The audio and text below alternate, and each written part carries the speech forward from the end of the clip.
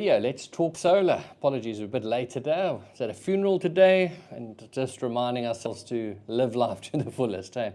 So what we're going to do today is talk about something that comes up quite often these days. Let's just quickly mention, obviously, the solar industry in a very interesting place at the moment.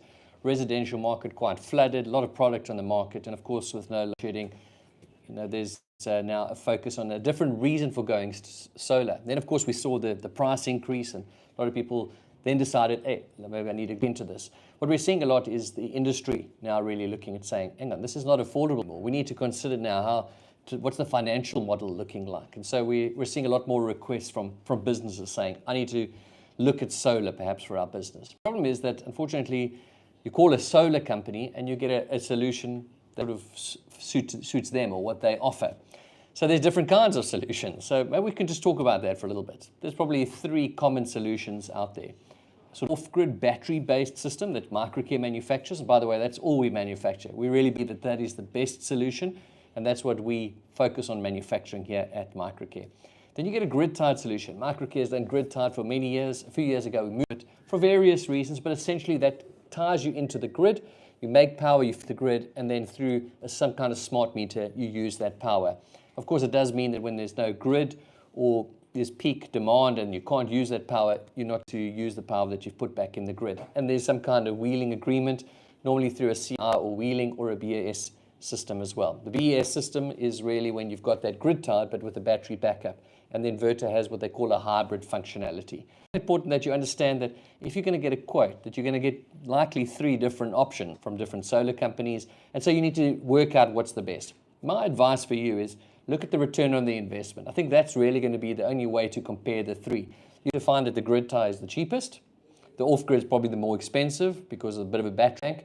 And of course the BES, the in-between hybrid system, is probably in the middle of the range there.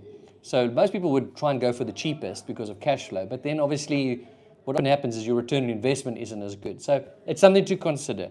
And it does bring us back to also the very basics of solar. And I think it's worthwhile for us just touching on that again. We're just at the dead of winter. So it's a good time to size the system now because your return on your investment will only get better through the rest of the year. I've drawn a typical timeline here, 12 to 12. And of course, he has midday. And sort of if you work on sort of 3 hours of sunshine, if we say sort of 9:30 to 2:30 or 10 till 3, wherever you are. By the way, this is along the coast here in Nelson Mandela Bay. So sort of this time is your sort of full time, I like to call it. This is the time when you typically are making power. Whether that's going into the grid or into your batteries, this is the time of real solar generation. And of course, I'm averaging it out. We know that there's something in the morning and in the afternoon, but based on average, this is sort of the most important time of the day. Nice and sunny outside here. And some days it'll be overcast, and some days you won't get much production. So on average, we work about 5 hours, sometimes pushing it to 5.5. But we want to be conservative in our estimate. So a grid-tied system would make the power in this time, push it into the grid. And in these other times, you want to use the power from the grid. What we're seeing now is sort of peak times over here. So sort of 5 to 7, maybe a bit more. And in the morning, 7 to 9. This sort of gap over here is what they call the peak times. And this is sort of referred to the time in South Africa when we're all coming home or waking up and putting on kettles and microwaves and heaters and all sorts of things. So these are the 2 ones that Eskom try and cover the most. And our energy load sort of typically sees these 2 peaks. So if you've got a grid-tied system, you're putting power into the grid during these times, and typically you'd want to use it in these times, but many municipalities are sort of saying, okay, great, thank you for the power that you fed us, but you can't use it in this time. That's sort of what's happening a little bit more. Let's talk about a hybrid system then. That basically fills up into the grid, and then I use the power in the rest of the time like a grid tied, and if the grid fails, then I've got a battery bank in these times to fall back onto. So those are those 2 systems. What we do is, of course, the battery-based off-grid system. So the grid is still present there as your backup, just like a generator, but your priority is really your solar and then your batteries. So you are making power through the sun time, and then you've got a sort of a tank of battery that you would use in this space. So typically you'd fill up in this time, and then you would use power in the mornings and evenings. And so we size a system based on the power there. That's how much battery is required. So let's just remind you, the 3 aspects to correctly designing an inverter is number 1, the inverter. That's the most amount of power I'm going to be using.